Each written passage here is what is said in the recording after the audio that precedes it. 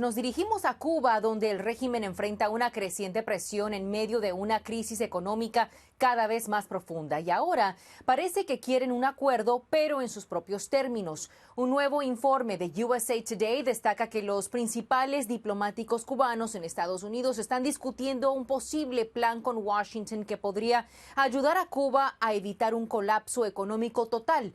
Pero hay un punto clave. La Habana no está dispuesta a ceder el control político. Esto ocurre mientras el gobierno cubano anuncia la excarcelación de 2.000 presos como un gesto humanitario. Aunque organizaciones de derechos humanos cuestionan la falta de transparencia y señalan que no está claro cuántos son presos políticos. Mientras el tiempo sigue corriendo y la presión continúa aumentando, el régimen no tiene otra opción más que intentar calmar a la administración Trump. Tal como hizo en Venezuela y como está haciendo con Irán, el presidente Trump está impulsando el fin del régimen cubano, un régimen que durante décadas ha encarcelado, torturado y asfixiado económicamente a su propio pueblo. Mientras tanto, algunos demócratas en Estados Unidos viajaron a la isla y pretenden actuar como héroes porque necesitan, entre comillas, salvar a Cuba de Trump. Escuchen. There are a number of things that I think indicate that the moment is here for us to have a real negotiation between our two countries and to reverse failed U.S. policy of decades, a Cold War era remnant that no longer serves the American people or the Cuban people. People are suffering, and they're suffering for no good reason. Again, this is the most sanctioned part of planet Earth right now, just 90 miles off of our shores. Emilio González, exdirector del Consejo de Seguridad Nacional en el gobierno de George W. Bush, está conmigo ahora para abordar este tema. Bienvenido, Emilio. ¿Cómo se encuentra? Muchísimas gracias, Andrew, por la invitación. Muy bien. Antes que nada, quisiera saber cuál es su reacción a la visita de estos demócratas a la isla. Incluso hay fotografías de la representante Jayapal saludando a Miguel Díaz-Canel. Mira, Andrew, eso es todo hipocresía, porque el único bloqueo, digamos, que existe en este momento es el bloqueo entre el gobierno de Cuba y sus ciudadanos. El gobierno de Cuba está buscando tiempo, están alargando negociaciones, están haciendo todo lo posible para dar, o por lo menos lucir que están dando algo, cuando de verdad no están dando nada. En ningún momento estos dos congresistas pidieron información sobre los 1.200, son 1.200 presos políticos que tiene Cuba, entre ellos un niño de 16 años. Entonces, esto es una visita de pura propaganda partidista. Estos son dos individuos que están buscando una manera de estar totalmente en contra de la política del presidente Trump. Cuba necesita un cambio radical y como lo acabas de decir, el cambio tiene que ser un cambio político, porque el cambio político va a abrir la economía, no al revés.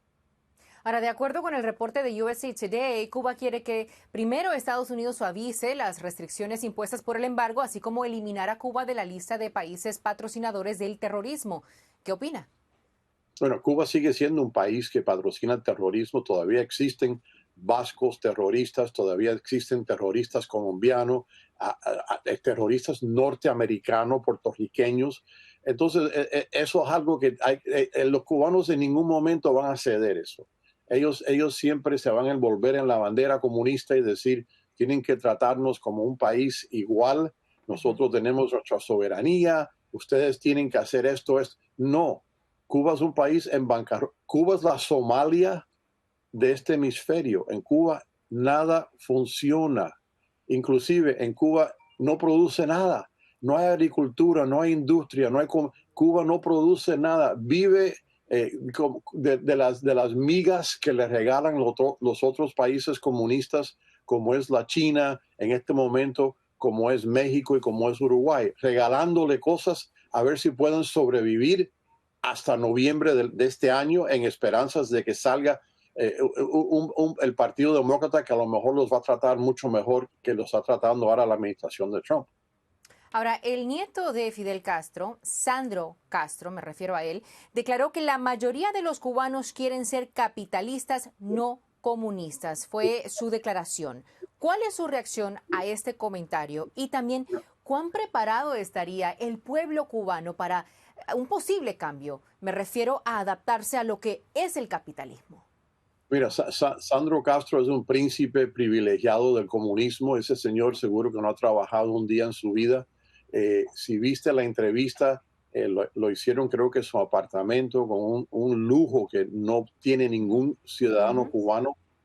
En este momento Cuba necesita todo. Cuba es un país de emprendedores. Cuba ha sobrevivido 67 años de comunismo porque el cubano es muy hábil, muy ágil. El cubano sabe cómo sobrevivir, como dicen, cómo resolver. Lo que tienen que darle es la oportunidad, abrir la economía, abrir la política, que el cubano pueda hacer por sí mismo lo que hacemos aquí y el resto del mundo, hacer patria. En este momento Cuba es casi como una finca donde está el 11%, vi el cálculo, el 11% vive bien, el 89% de Cuba vive en una extrema pobreza. ¿Qué realmente tendría que ocurrir para que de alguna manera estos comunistas se alejen de esta ideología política? Porque como ha dicho el secretario de Estado Marco Rubio claramente y usted también, para que existan estas reformas económicas tiene que cambiar el sistema político. Sí, pero no puede ser estilo Venezuela, donde cambian a Maduro y dejan a Delcy Rodríguez. Sí, solo a una figura. Y es una figura, y la infraestructura queda. En Cuba hay que tener una limpieza. Cuba tiene un sinnúmero de individuos, de dirigentes políticos que han sido sancionados por violación de derechos humanos, gente que han cometido crímenes en contra de su propio pueblo.